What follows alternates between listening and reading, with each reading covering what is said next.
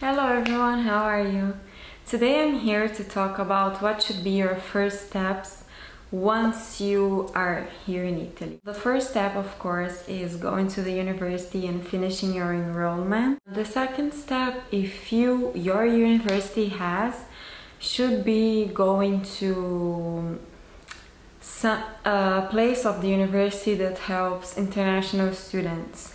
It's usually called Erasmus Point or something like that.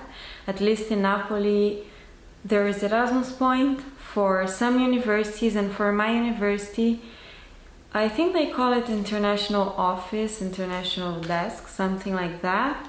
But if your university has one of those, you should definitely go. Now, one thing that everyone should do is a fiscal code. To make a fiscal code, you have to go to a place called Agenzia delle Entrate, and you need to bring your passport, your visa. Your visa should be in your passport, so just bring copies of the passport and the page with the visa, and your university certificate. So it's basically a certificate of the university stating that you are studying there. That's a very important document. Like, you need this certificate for other things too.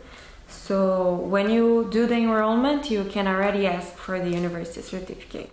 So you give those papers to the Agenzia delle Entrate, and then you receive your fiscal code. In Italian it's called Codice Fiscale, and it's like very fast and it's for free, so it's a very simple thing to do. And we are advised to go into the Agenzia delle Entrate really early in the morning. I believe later it gets very crowded, so you should try to do it in the morning. And your fiscal code is a very important document. You need it like to do your ISE, to open a bank account, to request your permit of stay. So yeah, it's a very important document. Now, the next really important thing to do is the request the permit of stay. I think I already talked about it in a video, I'm not sure, but I'm gonna say like really quick, what do you need?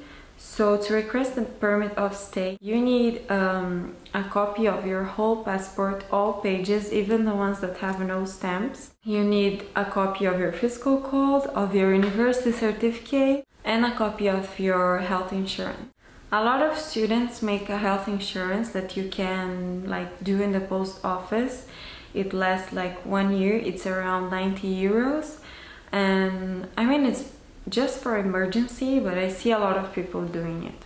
I feel like at least for the first year it's okay, but I think it's much better to do the actual Italian health insurance, the one you get at Tessera Sanitaria, because then you have your family doctor, you have access to specialists and to exams. I understand doing the 90 euro one just like to be able to apply for the permit of stay, but it's not the best one. So you should put all of those documents in an envelope and go to the post office and send it to the questura. The questura is, I think, how they call like a police station.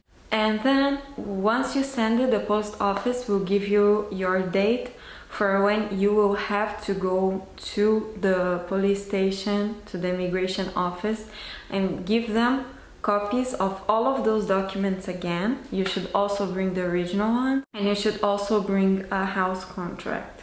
I didn't say house contract at first to apply for the permit of stay, but if you already found a house like real quick, you can also put the contract in the envelope already. Basically, you should put your passport and your university certificate, I think, are like the main things, and then you can like give the other things on the day of your appointment at the police station. Like, I did this already with contract, my boyfriend did it already with health insurance. Like, we don't put in the envelope at first because we don't have the document at that time, but when we go to the questura, when we go to our appointment, we bring the document that was missing. And from the moment you give your papers to the post office, that is the moment you get your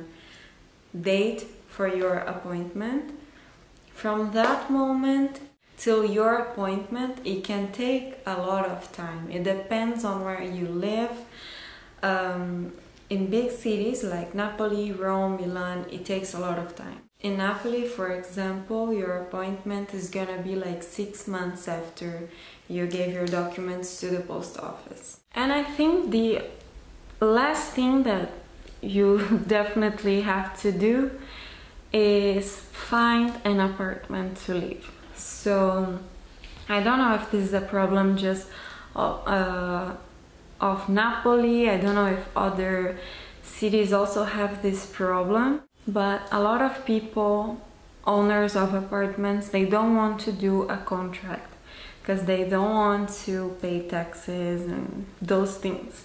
So you can do it, you can apply for your permesso with that, at least on your first year, but I wouldn't do that. I think it's very important to have a registered contract, but I mean you can still do it. It's gonna be harder for you to later get the residency, that is like a registration that you're living in Italy in this address.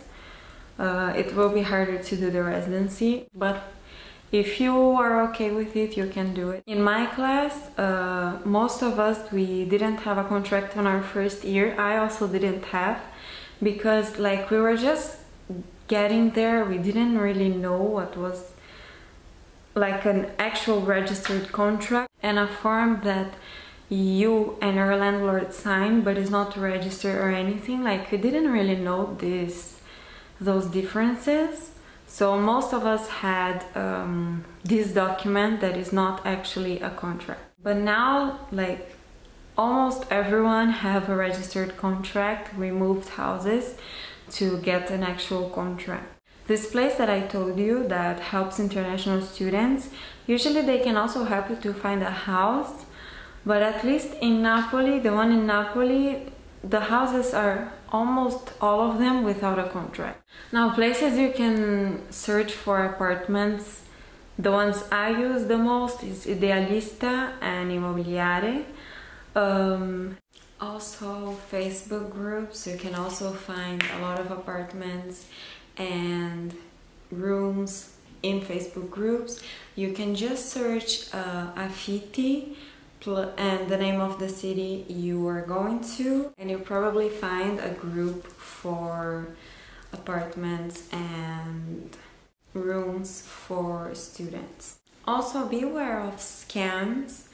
I've seen a lot in Idealista. What I've seen is like you send an email to the person saying that you want to visit the apartment, and the person replies to you saying like, oh, I am an engineer, I live outside Italy, I just ask for the deposit and then I can send you the keys. So don't do that. Don't rent any apartment unless you visited.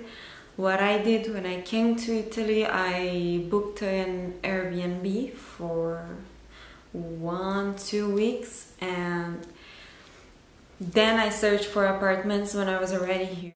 Don't rent any apartment that you haven't physically been there.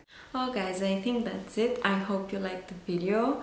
If you have any questions, any comments, you can do it here, and that's it. Bye!